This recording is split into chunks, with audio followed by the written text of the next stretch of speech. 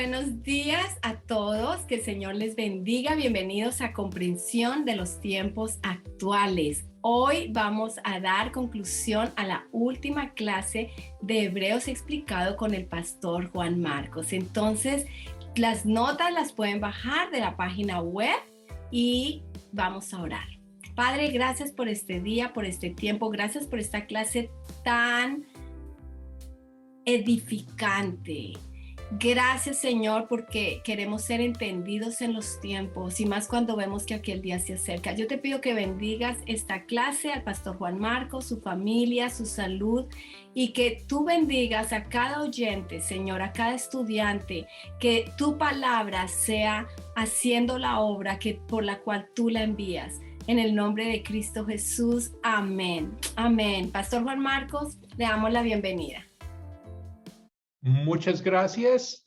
Dios les bendiga.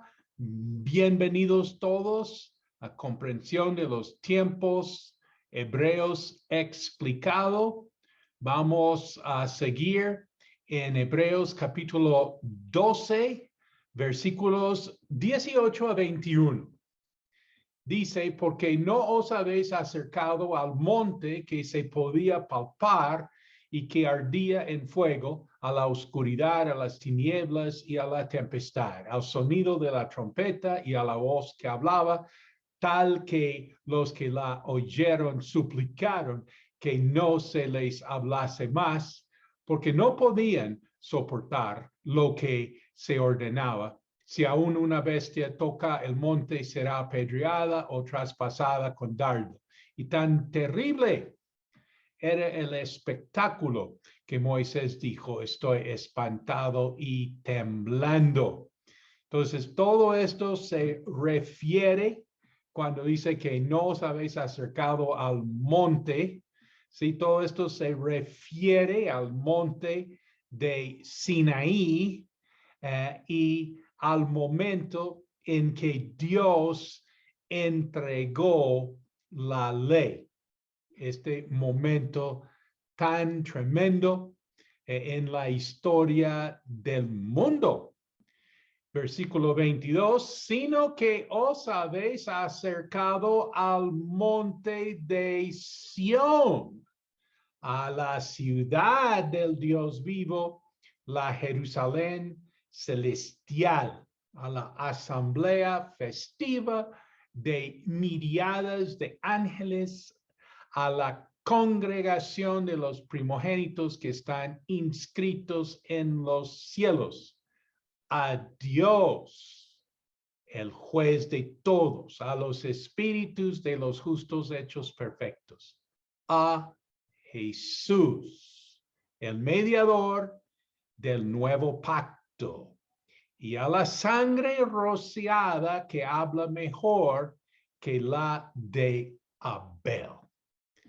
Entonces tenemos referencia aquí al nuevo pacto. Nota, la sangre de Abel, Caín y Abel, el libro de Génesis. Estos son verdades, son realidades, no son mitos ni fábulas. La sangre de Abel, que clama por justicia, la sangre de Jesús clama por misericordia. Versículo 25. Mirad que no desechéis al que habla, porque si no escaparon aquellos que desecharon al que los amonestaba en la tierra, mucho menos nosotros si desechamos al que amonesta desde los cielos. Nota, en el Antiguo Testamento Dios habla de la montaña. En el Nuevo Testamento Dios habla del cielo. Versículo 26. Cuya voz sacudió entonces la tierra, pero ahora ha prometido diciendo aún una vez, y sacudiré no solamente la tierra, sino también el cielo. Y esta frase, aún una vez, indica la remoción de las cosas movibles como cosas hechas para que queden las inconmovibles. El mensaje del Sinaí cambió al mundo y Dios hablará otra vez para sacudir la tierra y el cielo. Nota, es una buena reflexión, pensar mucho en la vida de uno, las cosas movibles y las cosas inconmovibles. ¿Cuáles cosas tenemos que son movibles y cuáles cosas tenemos que son inconmovibles? Hace recordar donde el apóstol Juan dice que el mundo y sus deseos pasarán, más el que hace la voluntad de Dios permanece para siempre. Entonces dice versículo 28, así que recibiendo nosotros un reino inconmovible, tengamos gratitud y mediante ella sirvamos a Dios, agradándole con temor y reverencia. La gente quiere algo seguro. El ser humano necesita seguridad y nosotros tenemos esta seguridad. Tenemos el reino, tenemos la gratitud, tenemos el servicio y tenemos temor y reverencia. Todo esto es muy bueno para la seguridad. Tenemos un reino inconmovible. Tengamos gratitud y mediante ella sirvamos a Dios, agradándole con temor y reverencia. Versículo 29, porque nuestro Dios es un fuego consumidor. Entonces, la naturaleza de Dios como santo, recordando en Salmo 5, dice, tú no eres un Dios que se complace en la maldad, el malo no habitará junto a ti. Entonces vamos a pasar a Hebreos capítulo 13, donde dice permanezca el amor fraternal. Buen título realmente para este capítulo 13, permanezca el amor fraternal. Nos hace recordar el Salmo 133, mirad cuán bueno, cuán delicioso es habitar los hermanos juntos en armonía. Que realmente, pues, en este contexto de armonía, de amor fraternal, Dios envía bendición y vida eterna. Esto es de las bendiciones en ser pastor que uno puede conocer. Saber muchas cosas que suceden en esta vida, en muchas personas, en muchos lugares, y uno ve como Dios, donde hay amor fraternal, Dios envía bendición y vida eterna. El Nuevo Testamento enfatiza el amor fraternal. Primero de Tesalonicenses 4:9, el apóstol Pablo dice, en cuanto al amor fraternal, no necesitan que les escribamos, porque Dios mismo les ha enseñado a amarse unos a otros. Filipenses 1:9, esto es lo que pido en oración, que el amor de ustedes abunde cada vez más en conocimiento y en buen juicio. A los creyentes en Roma ya venían practicando el amor fraternal. Recordando en nuestro libro de Hebreos, capítulo 6, versículo 10, Dios no es injusto para olvidar vuestra obra y el trabajo de amor que habéis mostrado hacia su nombre, habiendo servido a los santos y sirviéndoles aún. Y en este mismo libro de Hebreos, capítulo 10, versículo 24-25, considerémonos unos a otros para estimularnos al amor y a las buenas obras, no dejando de congregarnos como algunos tienen por costumbre, sino exhortándonos y tanto más, cuanto veis que aquel día se acerca. Nota, el amor fraternal es característica del discípulo de Jesucristo, de la comunidad cristiana. Juan capítulo 13, versículo 34-35, el mandamiento que Jesús nos da de amarnos los unos a los otros.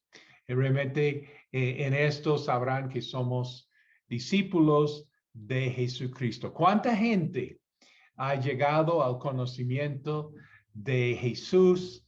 En gran parte por el testimonio del amor de los cristianos. Pienso en un amigo, Edgar Castro. Él fue a la iglesia cuadrangular en Santa Marta. Él recién salido de la cárcel y fue allá a buscar orientación espiritual, y él dice que realmente cómo lo recibieron, cómo lo trataron, eso fue decisivo en su decisión de entregarse a Jesús. Y frase famosa, él dijo, me trataron como un hermano. Esto es característica de la iglesia de los discípulos de Jesucristo. Esta capacidad de tratar a los demás como hermano. Y esto trasciende todo. Realmente ver a una persona como hermano. Y entendemos que cuando nosotros estamos en el reino de Dios, pues ya no vemos el color, ¿sí? Inclusive yo puedo tener un hermano de otra raza. Eso ya no es gran cosa hoy en día. Sí, pero es mi hermano. Es que la verdad, yo lo veo como mi hermano. ¿Sí? No, tú lo ves como de otra raza. No, Señor, no entiendes el reino, no entiendes la hermandad. Yo de verdad lo veo y lo trato como un hermano. Esta es la característica de ser discípulo de Jesucristo. El mundo no comparte eso, el mundo no alcanza esto. El mundo quisiera esto, pero no. Ellos no tienen esta capacidad. Solamente estar en el reino de Dios, conocer a Jesucristo como mi Señor y Salvador. Esto es lo que da a que yo vea a las personas, no porque son esto, que son aquello, sino como hermanos. Ensáyalo. Si no conoces esto, ensáyalo. Entrégate a Jesús y vas a ver que ya no ves a las personas así como el mundo los ve en lo natural. Sí, tú tienes esta capacidad de ver y de tratar a las personas como tu hermano. Pregunta, ¿qué destruye o fortalece el amor fraternal? Respuesta, la persecución. La persecución hace, mejor dicho, acabar con el amor fraternal o fortalecer el amor fraternal. Realmente no se sabe qué va a pasar hasta que llegue la persecución. Y ahí se verá realmente quién es quién. En Colombia tenemos el testimonio, la historia de los cristianos perseguidos, los primeros creyentes evangélicos en este país, el precio que muchos pagaron por seguir a Jesucristo como su Señor y Salvador, y cómo la persecución realmente fortaleció a la iglesia. Y ahora, en Hebreos capítulo 13, vamos a ver diferentes maneras de mostrar amor. Nota, la oración garantizada ser contestada. Mejor dicho, hoy mismo el Señor te va a contestar esta oración. Si tú ores de la siguiente manera. Señor, ¿quién necesita amor? Si tú haces esa oración, te garantizo que hoy mismo Dios te va a mostrar quién necesita amor, quién necesita ayuda, quién necesita consuelo, quién necesita exhortación. Sí, Señor, ¿quién necesita amor? Y vas a ver que Dios te está contestando. Digo, hoy mismo. Y nota, obviamente, tenemos siempre que mejorar. Siempre necesitamos más amor. De vez en cuando se oye gente decir, ay, no, que en la iglesia no hay amor. Si tú dices eso, muestra que tú no estás haciendo tu función en la iglesia, porque tú has de poner ese amor, tú, ¿sí? O sea, estoy realmente confesando que yo no estoy haciendo mi deber cuando me lo paso diciendo, no, que aquí no hay amor, ¿sí? Ese es como ahí por épocas que le da a cierta persona o personas ahí como, ay, conmiserar, que, ay, que aquí no hay amor y todo. No, pues la realidad es que toca como un poquitico de madurez en esta vida. Voy a apelar un poquitico a la madurez. ¿Qué familia no necesita más amor? ¿Qué iglesia no necesita más amor? ¿Qué ministerio no necesita más amor? Nosotros estamos en ese plan y siempre hace falta. Pero date cuenta que hay como una cosa ahí que no, aquí no estamos haciendo nada. Esto sí no sirve para nada. Y como para desanimar. Y literalmente hemos tenido personas que en la puerta de la iglesia ni siquiera dejan a las personas salir del servicio, sino ahí mismo están ya diciéndoles cositas ahí que no, sí, que realmente ni siquiera la gente se ha salido del culto, ya les están bajando ahí el ánimo. Aquí no hay amor, ¿sí? Y entonces, pues, necesitamos como avisparnos un poquitico, qué sé yo, madurarnos un poquito a reconocer que sí necesitamos más amor. No, el día que diga, no, ya logramos la perfección, ese día sí no estamos en nada. Y por favor, que nadie diga, yo no hago nada en la iglesia. No, en la iglesia no me tienen en cuenta. No, en la iglesia ¿qué hago? Yo no hago nada, yo no sirvo para nada. ¿Sí? Y entonces, pues, realmente eso no se puede escuchar y no se puede vivir si nosotros tenemos amor. Y hay que mostrar, pues ese es el punto, Hebreos capítulo 13, hay que mostrar. Vamos a ver que vas a encontrar tu ministerio en Hebreos capítulo 13. Dios te va a dar una palabra así muy firme, quizás de confirmación o quizás de abrirte los ojos a ver una cosa que no hayas tenido en cuenta. Siempre, nota, siempre se puede mejorar, siempre necesitamos más amor. Entonces, ¿por dónde comenzamos? Hebreos capítulo 13, versículo 2. Dice, no os olvidéis de la hospitalidad, porque por ella algunos sin saberlo hospedaron ángeles. Entonces, la hospitalidad, pregunta, ¿cómo mostrar amor cristiano? Bueno, según Hebreos 13, la hospitalidad. Un ejemplo en el Nuevo Testamento, en Hechos capítulo 16, cuando Pablo está en Filipos, él compartió de Cristo con una señora, la señora Lidia, y ella lo primero que quiso hacer, bueno, lo primero fue bautizarse, y segundo, invitar a los evangelistas a su casa.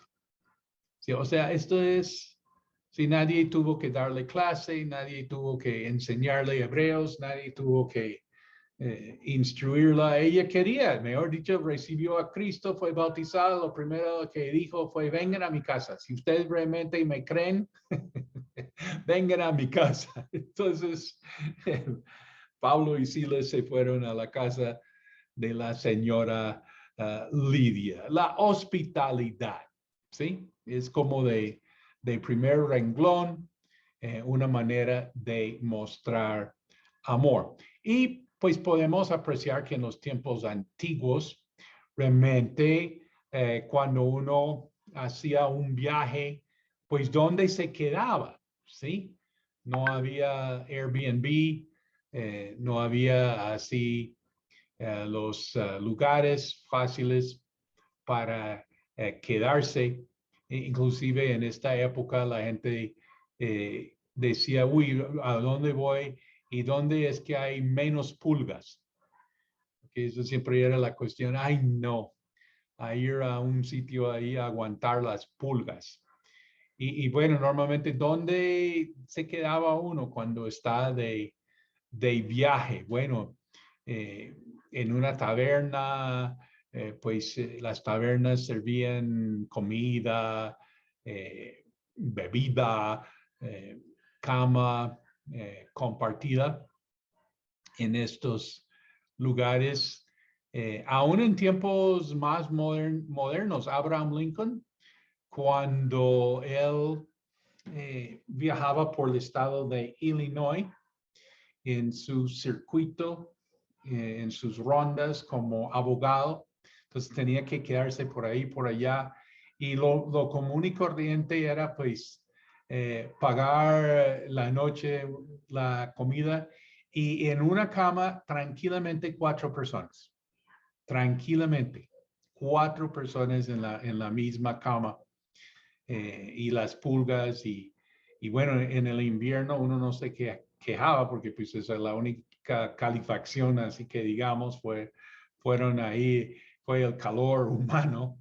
Así, hasta en tiempos más recientes, modernos, el tema de hospedarse era el tema serio. Y bueno, obviamente mucho lugar para quedarse también se prestaba para cosas indebidas. Y esto era lo normal en el Imperio Romano. Todo esto a decir que la hospitalidad, qué bendición. Tener donde quedarse.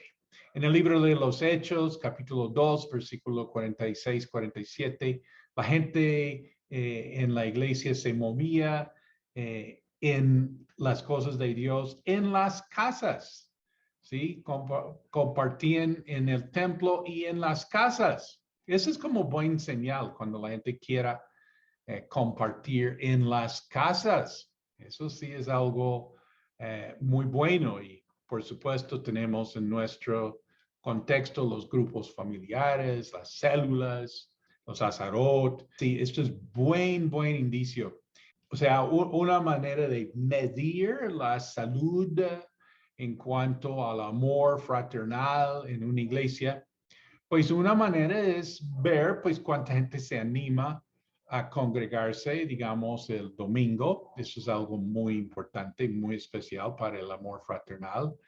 Y también cuánta gente se anima a reunirse en las casas. Las dos cosas es lo que estoy aquí señalando, no solamente pues cuántos van el domingo, sino quienes se animan entre semana, quieren esa relación, esa cercanía con los hermanos entre semana. Y entonces dice aquí, en cuanto a la hospitalidad, no os olvidéis. Quizás la hospitalidad sea una cosa fácil de olvidar, o de pronto fácil de hacerse el loco, y uno simplemente no se ofrece, no se coloca al frente y no hace nada, ¿sí? No pasa nada, pero se está olvidando de la hospitalidad. Y dice que por medio de la hospitalidad algunos hospedaron ángeles. Y entonces, pues pensando en este contexto, en el primer siglo y bueno, hasta tiempos nuestros, el recibir, atender a los misioneros, a los evangelistas, pues uno no sabe, mejor dicho, a quién está hospedando. Pues enviados de Dios, ángeles, son enviados de parte de Dios. En el Antiguo Testamento, Abraham, sí, él brindó hospitalidad, Génesis 18, resultó así hospedando ángeles, Lot, en Génesis 19, también atendiendo así al ojo personas, pero realmente eran ángeles enviados de parte de Dios. Y el Nuevo Testamento muestra que cuando uno ministra a uno de los pequeños, está ministrando a Jesús. Mateo 25, 44, 45, entonces también ellos le responderán diciendo, Señor, ¿cuándo te vimos hambriento, sediento, forastero, desnudo, enfermo o en la cárcel y no te servimos? Entonces les responderá diciendo, de cierto os digo que en cuanto no lo hicisteis a uno de estos más pequeños, tampoco a mí lo hicisteis. Entonces realmente estamos diciendo que uno no sabe a quién está atendiendo, a quién está hospedando. Puede estar así ministrando a ángeles, puede estar está ministrando al mismo Jesús. Nota, corazón abierto, casa abierta. Y bueno, a entender la importancia de hacer esto sin pena. Menciono esto porque a veces uno sí quisiera poder atender mejor a la gente, quisiera dar más, pero como que en este momento no tiene o la cosa no está, digamos, no es como el momento oportuno. Uno dice, yo sí quisiera, pero no. Ahorita estamos como apretados, no tenemos así como para darle a la gente una buena atención, da pena. Sí, uno quisiera, Dios sabe que uno quisiera mucho más, pero creo que hay un punto donde toca como lanzarse un poquitico. Cuando nos casamos y sentí invitar a una pareja a la casa, pues mi esposo dice, no, pues ahorita no, porque ¿qué les vamos a dar? Y no, cualquier cosa. Y ella pues no me creía, pero ha aprendido a creerme. Y entonces pues invité y que les dimos caldo Maggi. No, mi pobre esposita recién casados casi se muere de la pena. ¿Cómo vas a invitar a una gente así a un caldo Maggi? Eso culturalmente no. Y no, nosotros nos lo pasamos lo más de bien y hasta la fecha todavía la pareja dice, ¿cuándo nos volverán a invitar a caldo Maggi? ¿Sí? Porque puede que uno sí no tenga sino caldo Maggi. Yo digo, si tienes caldo Maggi, puedes invitar. ¿Sí? Vamos a orar. Yo te doy caldo Maggi para que puedas invitar a alguien. Sí, o sea, lo que uno tiene, porque es del corazón y uno sabe que Dios va a bendecir. A mencionar que dar hospedaje inclusive puede ser un enfoque de tu ministerio. Un ministerio para ti, o sea, el tema de dar hospedaje, invitar personas a la casa, eso es un ministerio. En los Estados Unidos, el 80% de los estudiantes extranjeros nunca va a estar en una casa americana. O sea, vienen de otros países a los Estados Unidos a estudiar.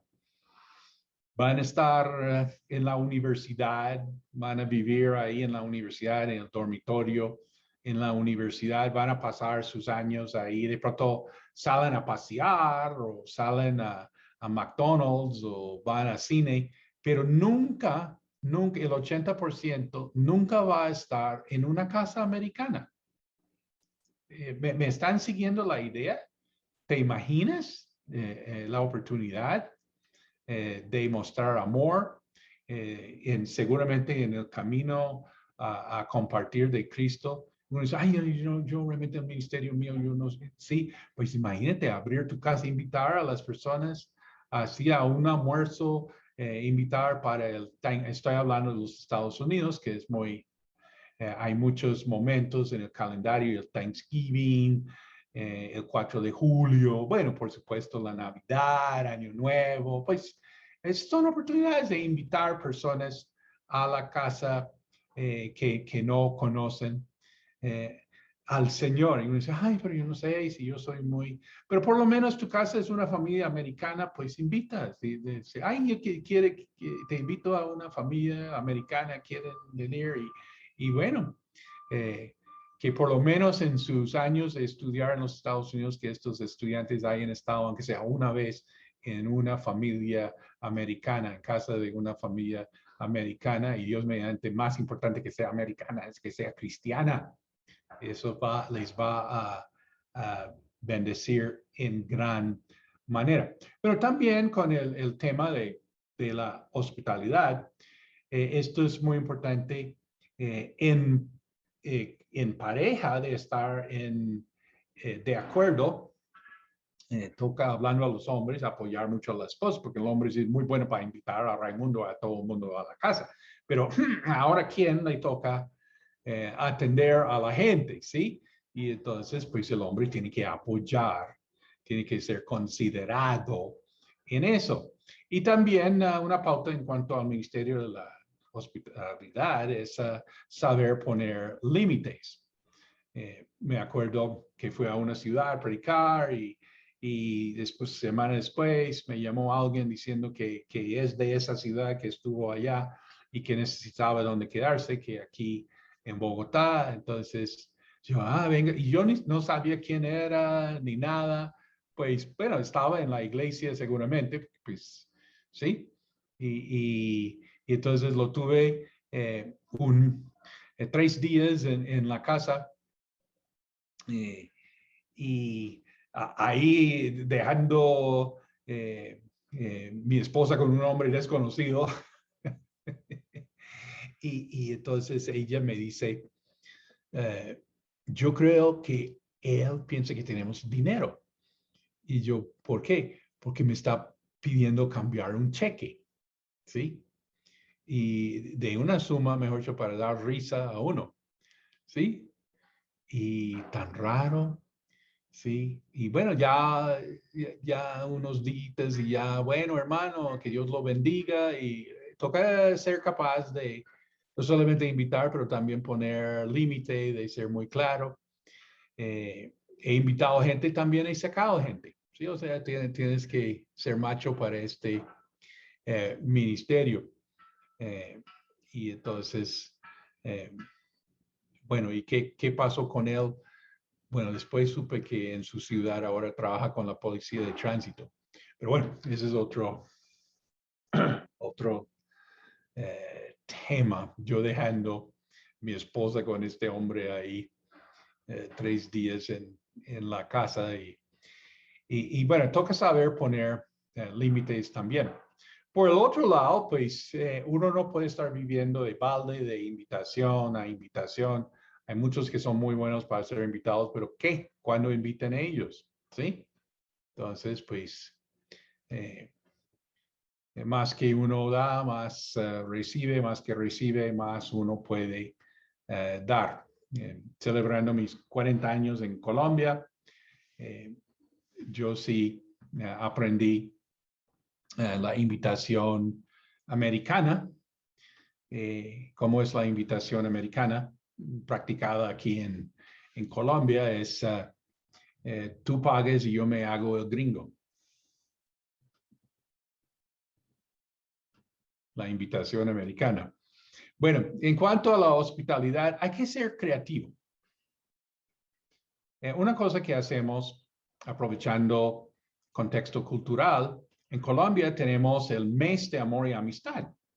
Entonces, en el mes de amor y amistad, tenemos como la oportunidad de promover que las personas inviten a personas a una salida o a su casa, o que hagan algo ahí. Y nosotros, para ser creativos, dijimos, vamos a hacer el conocido pero no conocido. ¿Qué quiere decir? Conocido pero no conocido quiere decir que yo conozco a esa persona porque lo he visto en la iglesia muchas veces, pero yo no sé quién es. Realmente no sé quién es. Y entonces, pues, lo invito. esa persona, pues, claro, va a recibir mi invitación con mucha alegría y todo. Tampoco me conoce a mí, sino que Dios le bendiga, hermano, ¿sí? Y entonces, realmente eso ha promovido muchísimo. Mucha gente habla después de los años, que nos conocimos, el conocido, no conocido, que, ¿sí?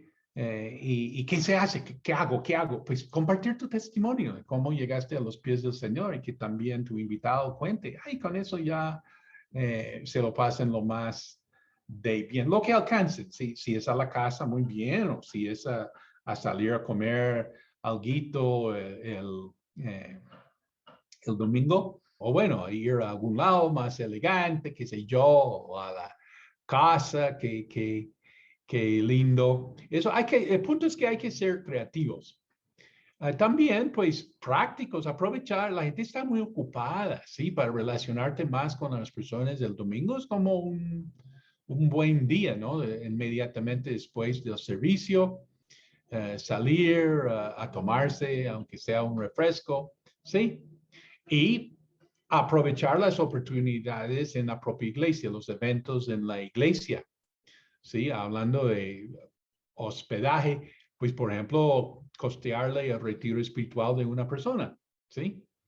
Esto se ve muchísimo, eso es sin tocar la trompeta, sin avisar, simplemente así inscribir, pagarle por la persona y que le avisen, no hay necesidad de decir quién le pagó el retiro, pero uno está brindando así una hospitalidad, una bendición a esa persona. Hay que ser creativos en cuanto a esta integración. Bueno, entonces versículo 3 dice, acordaos, ya hablamos de la hospitalidad y bueno, vamos a hablar también, otra característica del cristiano es acordarse de los demás. Es que es muy importante el pensar en más allá que ti mismo y más allá que tu propia familia. En la cultura moderna, uno piensa en sí mismo y en su familia y pare de contar. No le interesa nada más, no necesita nada más. Pero el cristiano es quien piensa en los demás.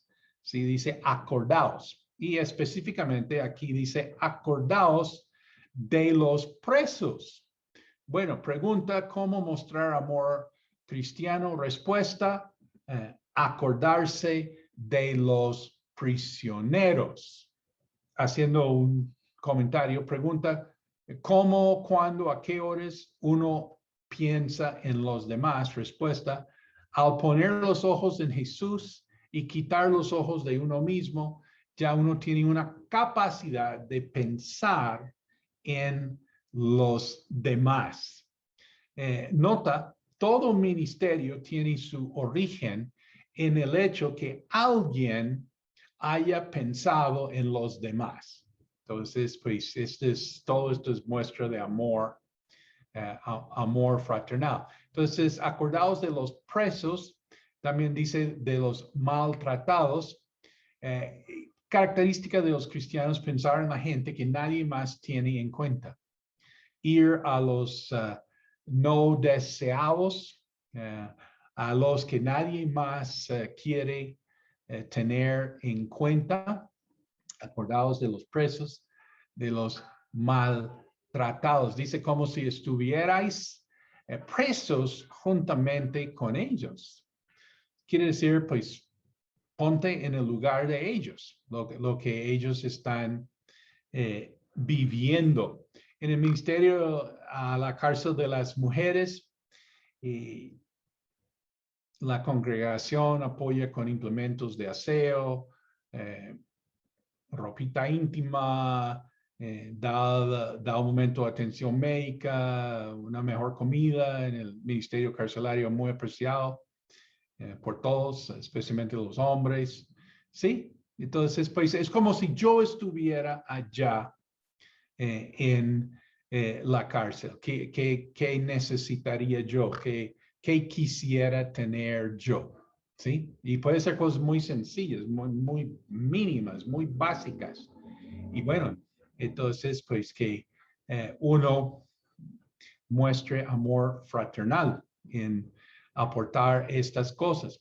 Si hay un hermano en la iglesia sin trabajo, pues si yo estuviera sin trabajo, ¿qué quisiera tener? ¿Qué necesitaría yo?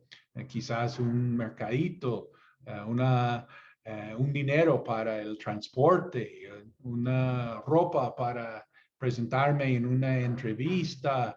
Sí, o sea, cosas como si yo estuviera viviendo esa situación. Y como algunos sí hemos vivido situación, bien sabemos qué es lo que uno, no es tan misterioso, ¿sí? Uno sabe lo que se necesita cuando uno está mal económicamente o cuando uno está mal en la salud.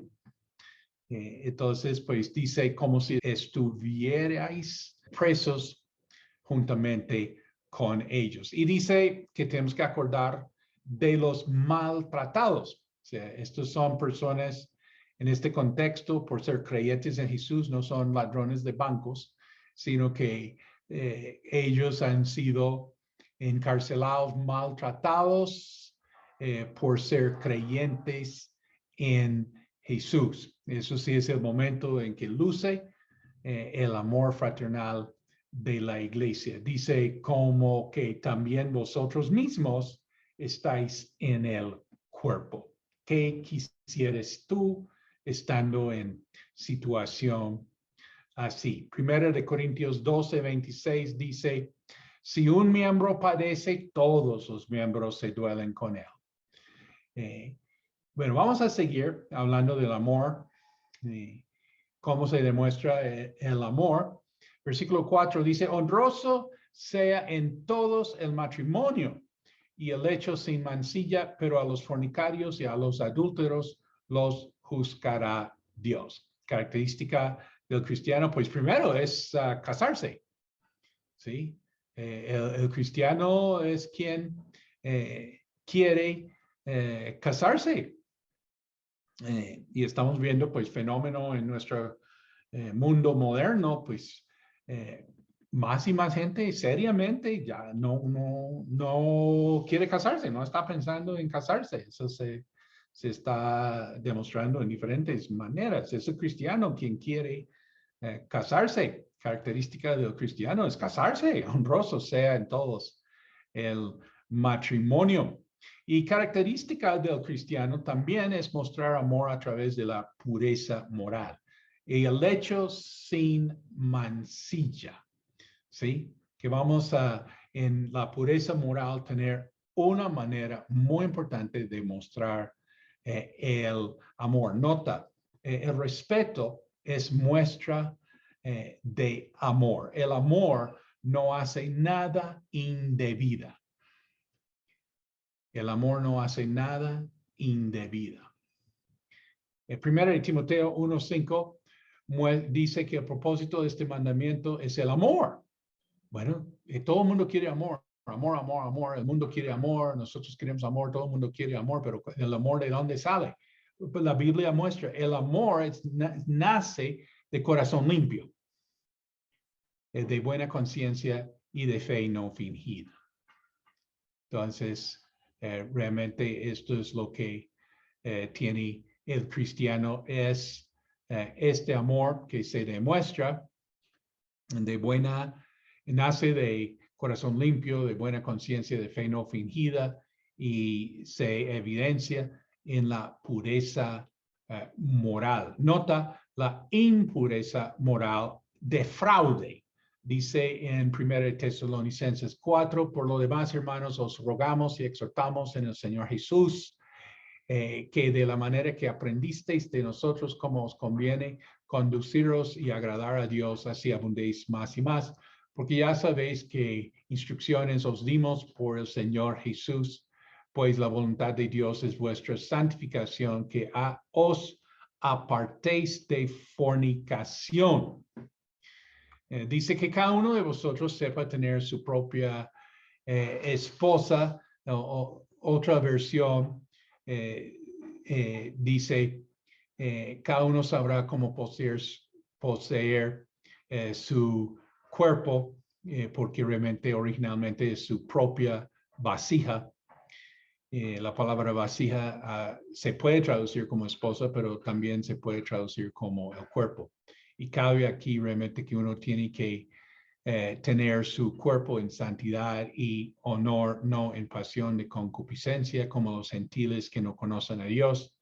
Y bueno, a lo que vamos, que ninguno agravíe ni engañe en nada a su hermano. Estamos hablando del tema sentimental, estamos hablando del tema así de engaño, de tener relaciones sexuales antes o fuera del matrimonio.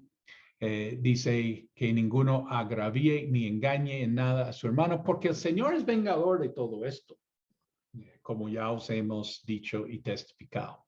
Pues no nos ha llamado Dios a inmundicia, sino a santificación. La impureza moral es agraviar, engañar, defraudar a la persona. La pregunta, ¿por qué no tener relaciones sexuales antes o fuera del matrimonio? Respuesta, Dios dice que no. Dios sabe que nos hará daño y Dios tiene algo mejor. Y el hecho dice sin mancilla. Este es el concepto de no adulterio. La clave es el adulterio. En los mandamientos es no adulterarás. O sea, si tenemos el adulterio clave, el resto de cómo nuestro comportamiento sexual se alinea, ¿sí? Pero si nos descuidamos en ese punto, todo se desbarata. Nota el error más grande, Proverbios 6, 32, 33, es el adulterio. Dice que uno se morirá, Proverbios 5:23, y será juzgado. Hebreos 13:4 dice a los fornicarios y a los adúlteros los juzgará Dios. Haciendo un comentario, el fruto de la doctrina que una vez salvo, siempre salvo, es la inmoralidad sexual. A contar que realmente, pues, cuando salí del Instituto Bíblico, pues yo era bastante amplio en mi pensamiento, la salvación se pierde, no se pierde, si se pierde, no se pierde. Y algo que me ubicó muchísimo fue estar sirviendo a Dios y discipulando. Y me di cuenta que los creyentes que venían así de un trasfondo que la salvación no se pierde, entonces mucho más ahí la flojera en cuanto a su vida sexual. Y me di cuenta, qué mal fruto es esto. Y claro, creían que no, que ya yo soy cristiano, yo soy salvo, ¿sí? Entonces, pensando que un cristiano puede hacer lo que quiera, ¿sí? Entonces, eso como que me ubicó en la vida. Y tocó hablar con algunos líderes en la iglesia, a decir que no, nosotros no íbamos a seguir la doctrina que la salvación no se pierde, ¿sí? Y pues no, para estar señalando a todo, eso no es la idea, ¿me entienden? ¿Sí? Pero por el otro lado, obvio, el mal fruto de esta enseñanza. Si no lo crees, trabaja con jóvenes y ahí verás cómo es la realidad de la vida y la importancia de la sana doctrina. Bueno, versículo 5. Sean vuestras costumbres sin avaricia, contentos con lo que tenéis ahora, porque él dijo, no te desampararé ni te dejaré. De manera que podemos decir confiadamente, el Señor es mi ayudador, no temeré lo que me pueda hacer el hombre. Aquí se habla de sin avaricia. La avaricia y la inmoralidad están estrechamente relacionadas en el Nuevo Testamento, 1 Corintios 5:11, 6, 9 y 10. Con demasiada frecuencia el amor a la abundancia y al lujo y el deseo incesante de riqueza exponen a la persona a los pecados de índole sexual. Así comenta la Biblia pentecostal. Y dice, no te desampararé ni te dejaré. Por limitados que sean sus recursos o difíciles que sean las circunstancias. No te desampararé ni te dejaré. Nota una raíz de contaminación, ¿te acuerdas? Los valores temporales, ¿no? Que, por ejemplo, la avaricia. Filipenses 4, 11 a 13, 1 Timoteo 6, 3 a 10, 17 a 19, Mateo 6, 24 a 34. Y aquí en Hebreos dice, no te desampararé ni te dejaré. Deuteronomio 31, versículo 6, esforzaos y cobrar ánimo, no temáis, ni tengáis miedo de ellos, porque Jehová tu Dios es el que va contigo. No te dejará ni te desamparará. Y Salmo 37, versículo 25, que Dios va a suplir para las finanzas y para dar a los hijos. Nota, la promesa más importante para nuestro bienestar es que Él estará con nosotros. Génesis 28, 15. En el libro de Génesis uno aprende qué es realmente andar con Dios, tener la presencia de Dios con uno. Josué 1:5, Isaías 41:17. Bueno, y siguiendo aquí, hablando del amor fraternal, Hebreos 13, versículo 7, acordaos de vuestros pastores que os hablaron la palabra de Dios. Considerad cuál haya sido el resultado de su conducta e imitad su fe. Se habla de vuestros pastores. El cristiano ha de tener pastor. ¿Quién es tu pastor? No, Jesús es mi pastor. Muy bien. Pero ¿quién es tu pastor aquí en la tierra? Hebreos 13 nos muestra que uno tiene pastor. Dice, considerar cuál haya sido el resultado de su conducta, o sea, la vida que tiene, su testimonio, su experiencia. En el Nuevo Testamento uno lidera por su ejemplo. El liderazgo espiritual es especial porque es por el ejemplo de uno. Nota, la autoridad espiritual es diferente que otras autoridades. O sea, la policía no me dirige por su testimonio, me dirige porque tiene uniforme, tiene placa y tiene arma. Y por eso yo le sigo la cuerda, ¿sí? Yo no puedo decir, no, para mí usted no es policía, ¿sí? No puedo decir al jefe, ¿sí? No, que usted es un mal jefe. No, que es jefe y punto, ¿sí? Pero en la cuestión espiritual, uno se gana el respeto por el ejemplo que uno tiene.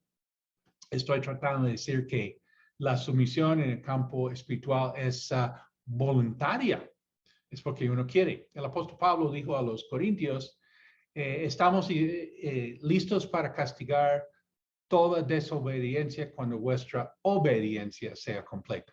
O sea, Pablo quería hacer mucho, quería ayudar mucho a la gente. También él dijo, para otros no soy apóstol, pero para ustedes sí soy apóstol.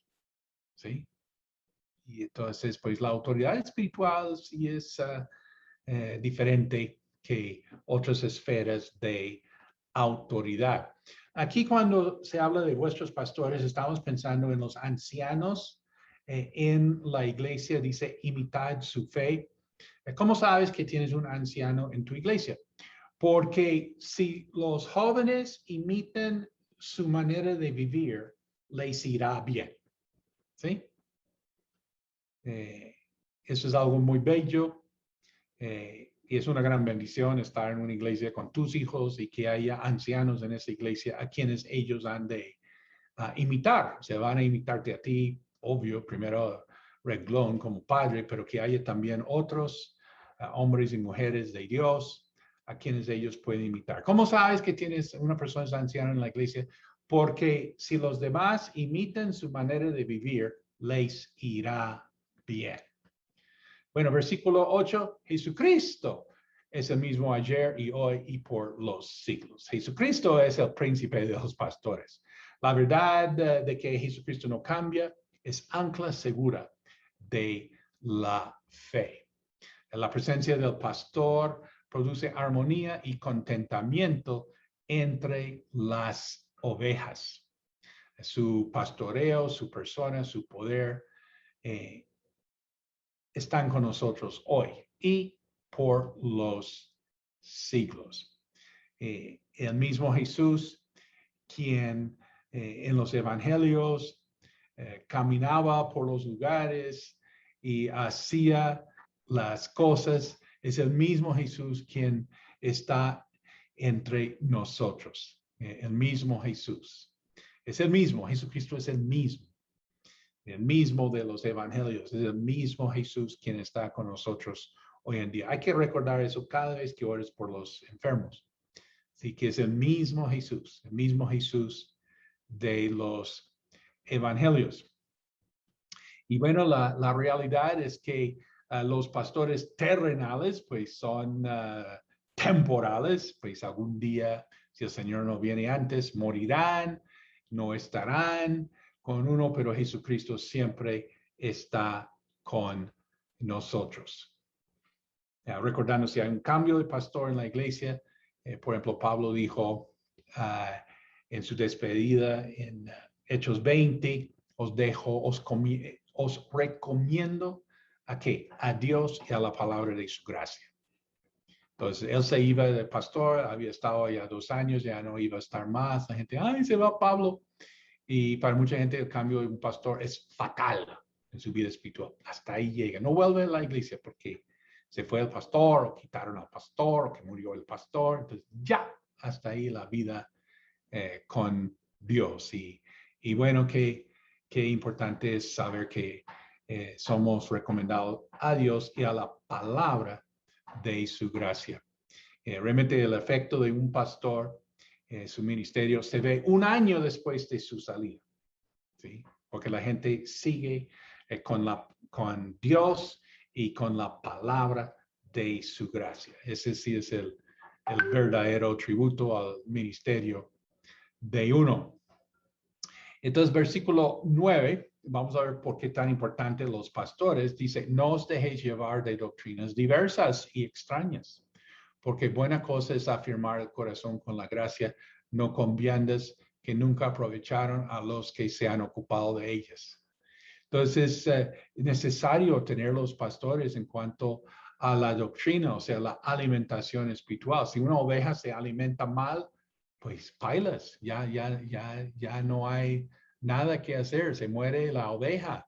El pastor está ahí pues para alimentar esa oveja, ahí hablando del contexto natural de pastor oveja. Y bueno, en este contexto espiritual, lo primero para un pastor, por favor, pastor, no siga doctrinas diversas y extrañas para envenenar a las ovejas. No. Si el pastor lleva a la gente a comer mal, no. ¿Sí? Entonces, dice, no os dejéis llevar de doctrinas diversas y extrañas, porque buena cosa es afirmar el corazón con la gracia, no con viandas que nunca aprovecharon a los que se han ocupado de ellas.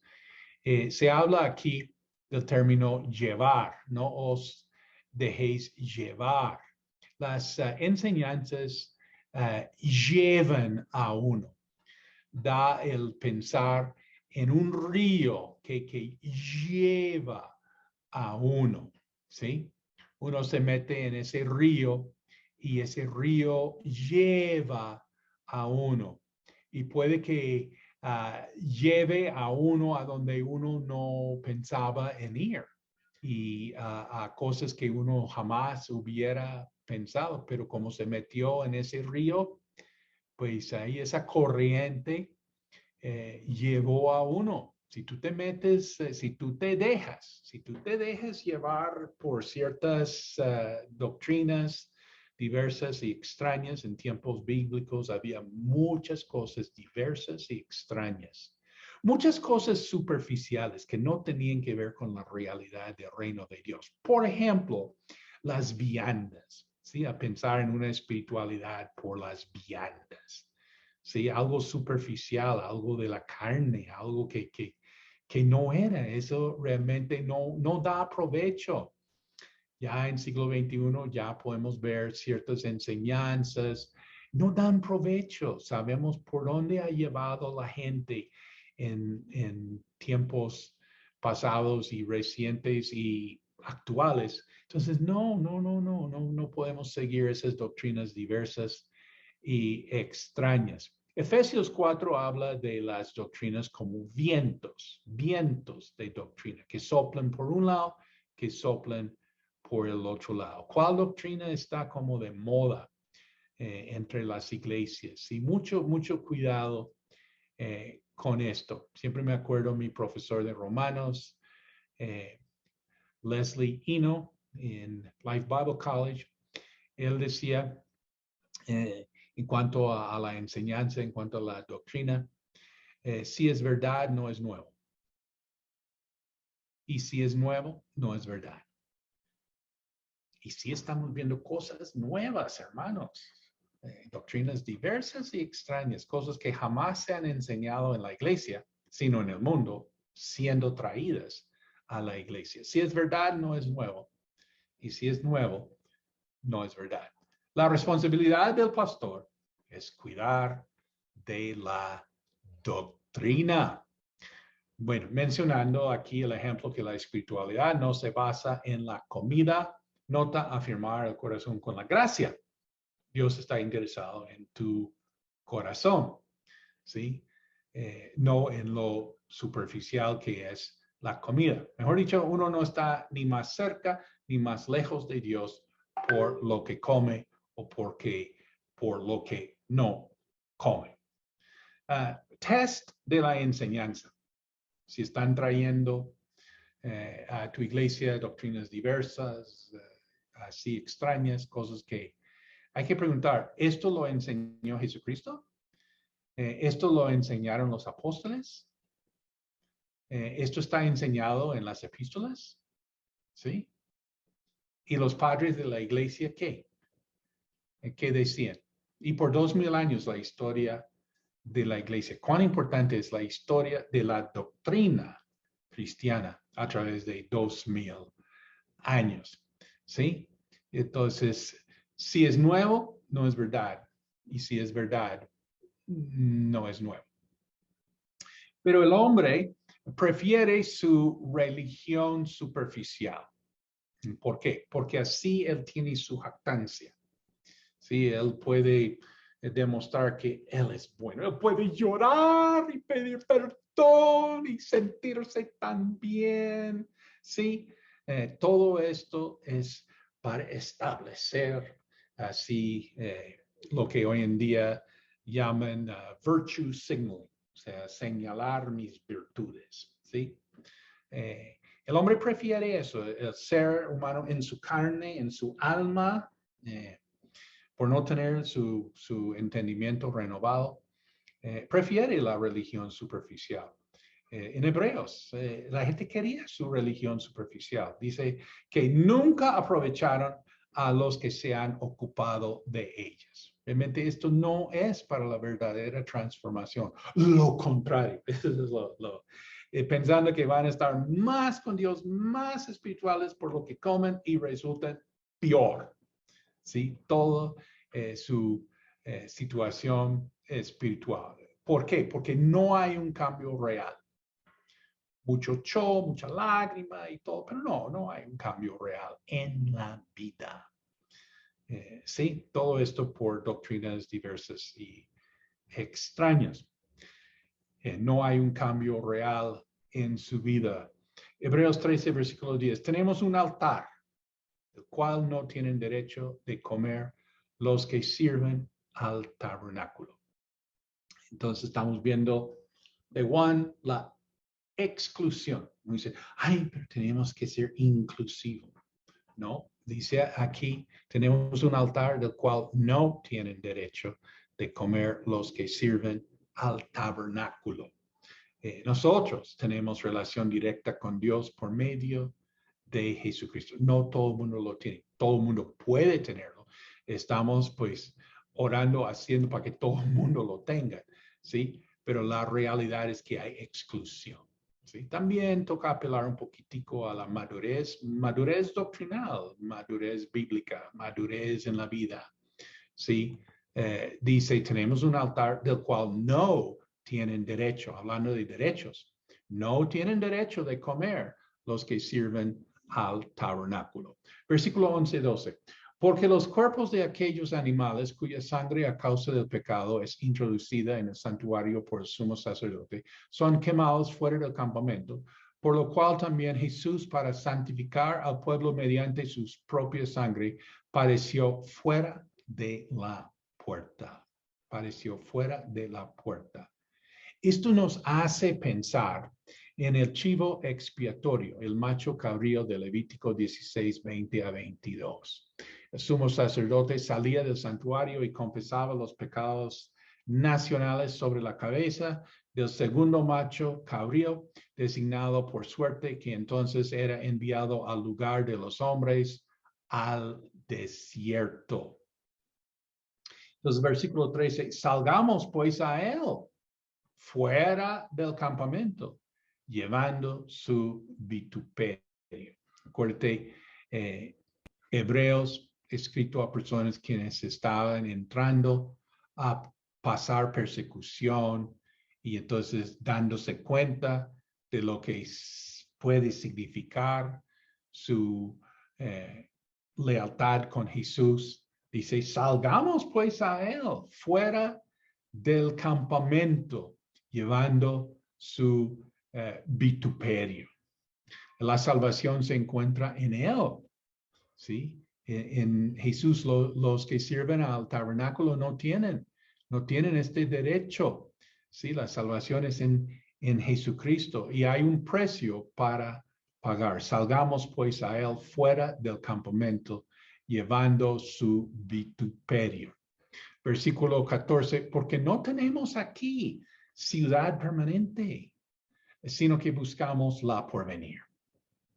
O sea, con mucho gusto pagaremos el precio porque nuestra casa no está aquí. Versículo 15, 16. Así que ofrezcamos siempre a Dios por medio de él sacrificio de alabanza, es decir, fruto de labios que confiesen su nombre, y de hacer bien y de la ayuda mutua.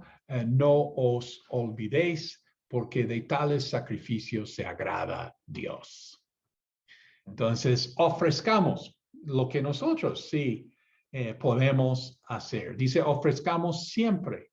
Los otros sacrificios se hacían, se cumplían, se terminaban, pero nuestro sacrificio, nuestro rendimiento a Dios es continuo.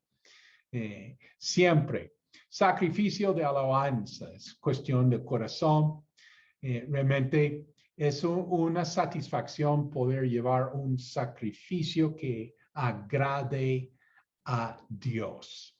Mejor dicho, tú necesitas esto en tu vida. Necesitas alabar a Dios. Y entonces también la palabra sacrificio, como que da el pensar que el sacrificio cuesta. Es un sacrificio. Y es cuando uno no siente hacerlo. Es un sacrificio a hacerlo. Y cuando nadie más lo está haciendo, es un sacrificio hacerlo. Entonces, aquí dice sacrificio de alabanza, fruto de labios que confiesan su nombre, el resultado de un corazón purificado, ¿sí? Una conciencia limpia. Realmente es muy importante la conciencia limpia para alabar a Dios. ¿Cómo voy a alabar a Dios? Realmente si no tengo la conciencia limpia. Y al tener una conciencia limpia, entonces ahora sí ofrezco mi sacrificio de alabanza. Nota, hay que expresar lo que hay en el corazón. Dice fruto de labios que confío. Yo alabo en mi corazón. está bien, pero hay que confesar también con la boca, fruto de labios que confiesan su nombre. Te conviene confesar lo que tienes en tu corazón. Bueno, versículo 16, y de hacer bien y de la ayuda mutua, no os olvidéis. El cristianismo no es solamente mi relación con Dios, es mi relación con los demás, ¿sí? Mi alabanza es para Dios, pero hacer bien y ayuda mutua es para los demás. No solamente adoración en el espíritu, sino actos visibles, tangibles, reales, prácticos, las muestras de amor, como venimos viendo en Hebreos capítulo 13. El primero de Juan, capítulos 3, 16 a 17, en esto conocemos lo que es el amor, en que Jesucristo entregó su vida por nosotros, así también nosotros debemos entregar la vida por nuestros hermanos. Si alguien que posee bienes materiales ve que su hermano está pasando necesidad y no tiene compasión de él, ¿cómo se puede decir que el amor de Dios habita en él? Entonces dice aquí en Hebreos, porque de tales sacrificios se agrada Dios. A Dios le agrada cuando nosotros hagamos estos servicios de ayudar a los demás. Bob Pierce, fundador de Visión Mundial, Señor, quebranta mi corazón con las cosas que quebrantan el tuyo. O sea, nosotros realmente podemos agradar a Dios le agrada, porque de tales sacrificios se agrada Dios. A Dios le agrada cuando nosotros le alabemos y cuando ayudemos a los demás. Versículo 17. Obedecer a vuestros pastores y sujetaos a ellos, porque ellos velan por vuestras almas como quienes han de dar cuenta, para que lo hagan con alegría y no quejándose, porque esto no os es provechoso. La responsabilidad de las ovejas es obedecer, es sujetarse. La responsabilidad de los pastores es velar, rendir cuentas a Dios por la condición, el estado del redil. Ese concepto de la autoridad. Las decisiones de la autoridad me afectan. ¿Cómo sé que estoy bajo autoridad? Porque los demás toman decisiones que me afecten a mí. Esa es la esencia de estar bajo autoridad. Y al ser humano no le gusta que otros tomen decisiones que me afecten a mí. ¿Cómo es que otros van a tomar decisiones que me afecten a mí? ¿Sí? Ahí se ve la rebelión, quizás resentimiento, quizás, ¿qué? Raíz de amargura, qué sé yo, de cuestiones en su pasado. Pero no, es que precisamente ese es el concepto de la autoridad. ¿Estás o no estás bajo la autoridad? Entonces, la responsabilidad de las ovejas es colaborar, es hacer caso. No es bueno que tu pastor viva cargado por ti, o sea, quejándose. Eso no es bueno para ti. ¿Y qué es lo que hace que un pastor se queje? ¿Sí? Bueno, una cosa es el resentimiento transferido al pastor de la niñez. Lo que estoy tratando de decir es que a veces el hermano no tiene problema realmente conmigo como su pastor, es con su papá. ¿Sí? Esto ayuda muchísimo. Esto sí ha sido una bendición de haber acompañado personas por 40 años y saber pues realmente la vida más en grande, en su total. ¿Sí? Que cuando uno lleva así ese resentimiento con su padre, entonces eso se pasa a diferentes autoridades, no solamente con el pastor. Yo me acuerdo de un compañero de servicio militar quien tenía mucho problema con el sargento. Entonces nosotros del pelotón le hablamos, ¿y por qué usted ahí peleando con el sargento? ¿Cómo se le ocurre? Y que eso está causando problemas para usted y para todos nosotros. Y porque usted ahí está prestando servicio militar, eso fue voluntario, ¿sí? ¿sí? Eso no fue por obligatorio. ¿Qué hace aquí? Entonces dijo, no, es que yo tuve muchos problemas con mi papá. No, muchos problemas con su papá y ahora se mete en el ejército a tener muchos problemas con el sargento, pero me hago entender realmente el problema no era el sargento, el problema era el papá de este man. Y lo mismo ocurre en la iglesia. Hay gente realmente que tiene grandes problemas con el pastor, pero bueno, uno comprende y uno pues, bueno, comprende ahí. En la psicología, esto se llama splitting. Splitting es que un niño cree que su papá es perfecto, es Dios, pero cuando se da cuenta que no es perfecto hasta que es malo, no, mejor dicho, esto causa terrible revoltivo en su vida. Splitting en la psicología. Bueno, esto carga sobre el pastor cuando siente resentimiento de una oveja. También algo que carga mucho es la deshonestidad. Si la ovejita es deshonesta, es que realmente el cristianismo solamente funciona a punto de honestidad. Y si uno no es honesto, realmente no vamos a ningún lado. También hemos visto, si alguien quiere hablar mal del pastor o hablar mal de la iglesia, ¿qué se puede hacer? El pastor, ¿qué va a ponerse ahí a defenderse? La iglesia, ¿cómo se defiende? Y si la gente sí habla mal de su pastor o de la iglesia y va a tener que rendir cuentas por eso. Eso no es provechoso para uno. Además que carguen al pastor. Otra cosa que carga es la ofuscación, estado de la persona que sufre una pérdida pasajera del entendimiento, de la capacidad de razonar o de darse cuenta con claridad de las cosas. Ofuscar quiere decir confundir o mezclar verdades. Esto también ahí que cuando la oveja sabe algo, lo sabe mucho, entonces ahora empieza a mezclar ahí. Por ejemplo, que el pastor es Saúl y él es David. Y Saúl no quiere que David surja, ¿sí?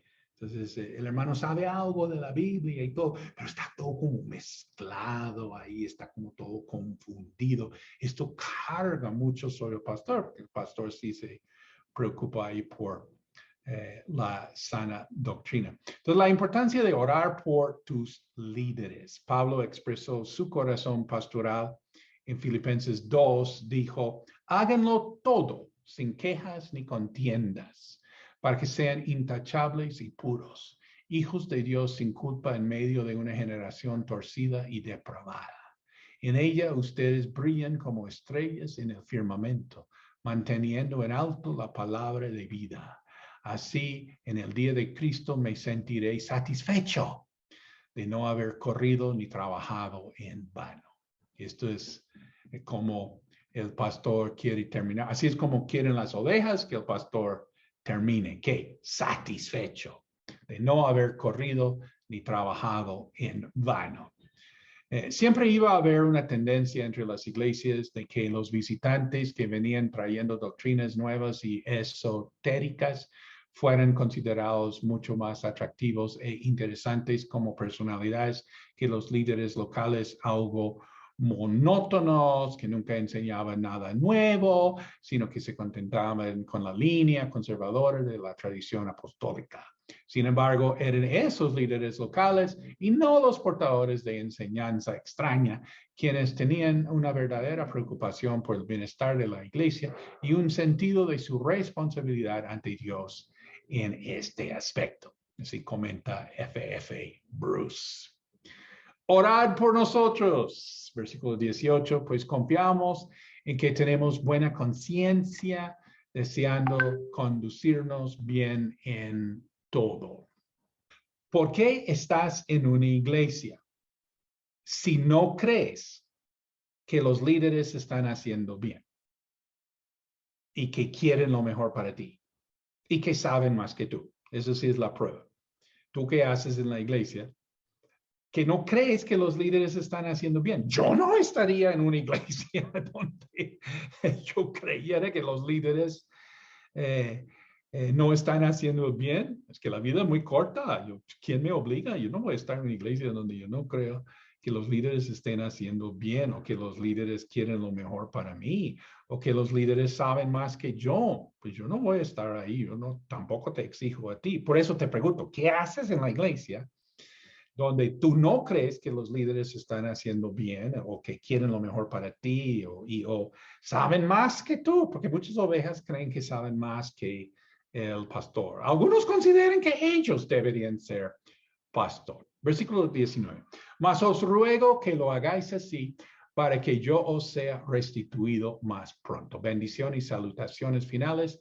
Y el Dios de paz, que resucitó de los muertos a nuestro Señor Jesucristo, el gran pastor de las ovejas, por la sangre del pacto eterno. Bueno, Dios cuidó de Jesús. Dios nos cuidará a nosotros. Versículo 21. Os haga aptos en toda obra buena, para que hagáis su voluntad, haciendo Él en vosotros lo que es agradable delante de Él por Jesucristo, al cual sea la gloria por los siglos de los siglos. Amén. La palabra aptos en griego, katartisai, hacer perfecto, reconciliar facciones, reparar huesos rotos. ¿Sí? Entonces vemos que es la iglesia que puede de verdad reconciliar a las personas con los principios bíblicos, no con doctrinas extrañas y diversas. Y reparar huesos rotos. Hay mucho dolor en la familia, mucho dolor en la sociedad, mucho dolor en el país. La respuesta es la iglesia así orientada en la sana doctrina. Dice en toda obra, recordando que este es el resultado de la salvación, haciendo Él en vosotros lo que es agradable delante de Él por Jesucristo. Esto hace una gran diferencia. ¿Quién está haciendo la obra? ¿Quién hace esta obra? Dice haciendo Él en vosotros lo que es agradable delante de Él por Jesucristo. Esto hace toda la diferencia. Por Jesucristo. El único quien ha hecho la vida como debe ser es Jesucristo. Ninguno aquí. Sí, puedo pararme y llorar y confesar, yo no he hecho bien en mi vida. Pues sí, está bien, porque ¿quién ha hecho bien en su vida? ¿Quién ha hecho bien en su vida? Jesucristo. Él es el único quien ha hecho la vida como debe ser. Al cual sea la gloria por los siglos de los siglos. Amén. La libertad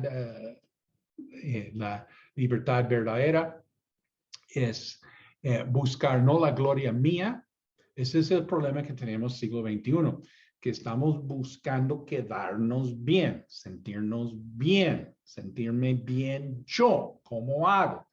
¿Sí? Y entonces por eso llama la atención tanta la doctrina extraña y diversa, ¿sí? Porque me va a exaltar a mí, pero no, tenemos que renunciar a esto, al cual sea la gloria por los siglos de los siglos. O sea, la gloria es para Él. Os ruego, hermanos, que soportéis la palabra de exhortación, pues os he escrito brevemente. Sabed que está en libertad nuestro hermano Timoteo, con el cual, si viniere pronto, iré a veros. Saludad a todos vuestros pastores y a todos los santos, los de Italia. Os saludan, o sea, gente de Italia mandando saludos para los de que están en Roma. Los de Italia os saludan. La gracia sea con todos vosotros. Amén. Vamos a hacer una oración final para Hebreos explicado. Padre Celestial, te damos gracias por este ministerio, comprensión de los tiempos, por este espacio, por todas las personas quienes han colaborado, han participado de una u otra manera a hacer posible, Señor, tener esta enseñanza. Y queremos terminar haciendo la oración según Hebreos 13. Cada uno puede decir a Dios, Señor, ¿quién necesita amor?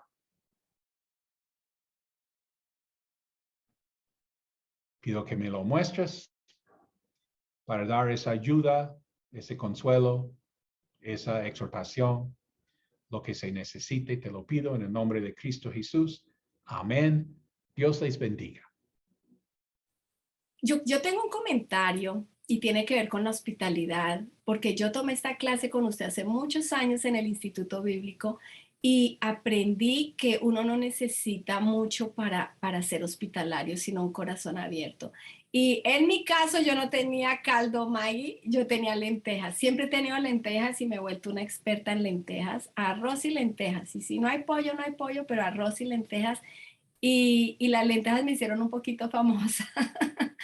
Pero siempre es importante saber que nunca cerramos la puerta porque no tenemos un bistec o no tenemos ese pollo asado. Pero si tenemos arroz y frijoles, arroz y lentejas, sabe que eso es suficiente. O el caldo Maggi. Bueno, tengo una pregunta, Pastor Juan Marcos.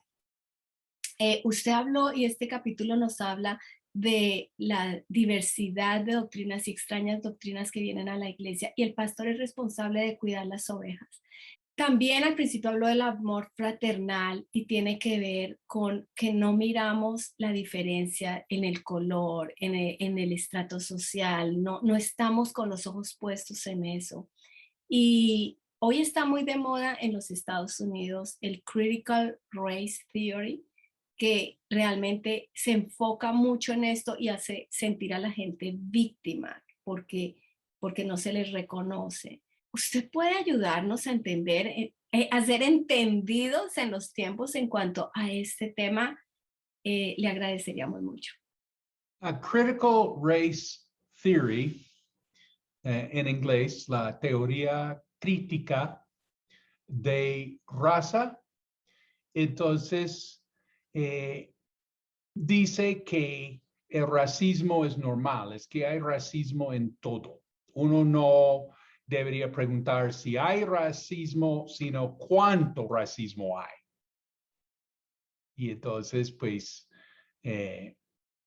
comenzamos que realmente el enfoque en quién eres tú es tu color. Y esto, pues, se puede agrandar a otras cuestiones, ¿no? Hombre, mujer, o nivel económico, también preferencia sexual, género, diversidad, también si uno es discapacitado. O sea, hay muchas categorías donde uno puede hacer, digamos, una crítica, un análisis de cómo uno está siendo afectado por, se puede llamar la cultura dominante. Y todo gira, lo más importante es tu identificación, así, por eso lo primero o lo más importante es tu color, ¿sí? O tu sexo, ¿sí? Y este es el enfoque. Y segundo punto es lo que llaman intersección.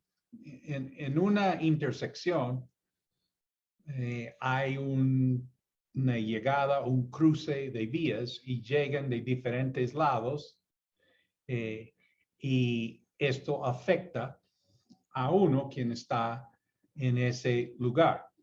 Por ejemplo, si yo soy de cierto grupo minoría, también soy de cierto sexo o, bueno, persuasión sexual. Si yo soy discapacitado o qué. Entonces, todas estas cosas llegan a influir. No es una sola cosa. Vienen por un lado, por otro lado, por otro, como una intersección. Intersectionality en inglés. Y es unir todos estos factores que la idea es que todo esto me está oprimiendo. Y tenemos aquí que quien está siendo oprimido tiene como un estatus moral más que el opresor. ¿Sí? Y tercero, tenemos que una manera de conseguir conocimientos, no tradicionalmente, no como de la civilización occidental o de manera de pensar masculina, patriarcal, sino por las experiencias que uno ha tenido, que realmente el grupo oprimido sabe cosas que nadie más puede saber. Entonces hay que escuchar, poner sus experiencias ahí en primer nivel, por encima de la investigación, de comparación, de lógica, ¿sí? Porque es lo que a lo que han experimentado. Esto está en el primer lugar. Esto se refiere a la epistemología, o sea, la ciencia de cómo aprendemos, cómo sabemos las cosas, de dónde sale el conocimiento.